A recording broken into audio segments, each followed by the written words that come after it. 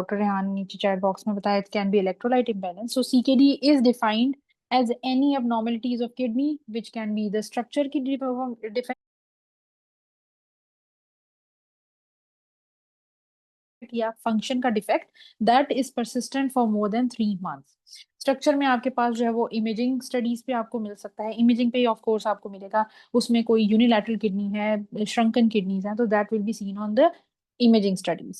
Functional defects can be albuminuria more than 30 milligrams in 24 hour, urine sediment abnormalities, active urine sediments आ रही हैं अगर patient को, electrolyte abnormalities हैं, कोई भी tubular disorders हैं.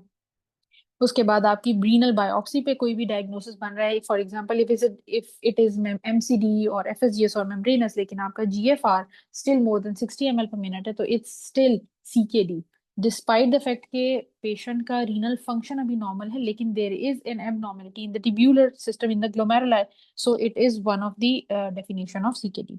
Structural abnormalities detected through imaging and patient with history of kidney transplanted, एक transplanted kidney वाला पेशेंट चाहे वो नॉर्मल क्रेटनिन के साथ भी हो गए, the patient is a case of CKD. और एक स्ट्रेट फॉरवर्ड जो हम सबसे हमें याद रहती है, दैट इज डिक्रीज जीएफआर, यानी 60 ml/minute पर 1.73 मीटर स्क्वायर का जीएफआर आपका परसिस्ट कर रहा है for last 3 months, that is defined as CKD. Okay, so can CKD be prevented? Is it preventable? Yes ma'am, it can be. कैसे कैसे हम इसको प्रिवेंट कर सकते हैं? मैडम वो डायबिटिक किडनी डिजीज में हमने पढ़ा था कि हम हम्म. एल्बिन को अगर ट्रीट करें तो हम वो 2 से 1 में जा सकते हैं और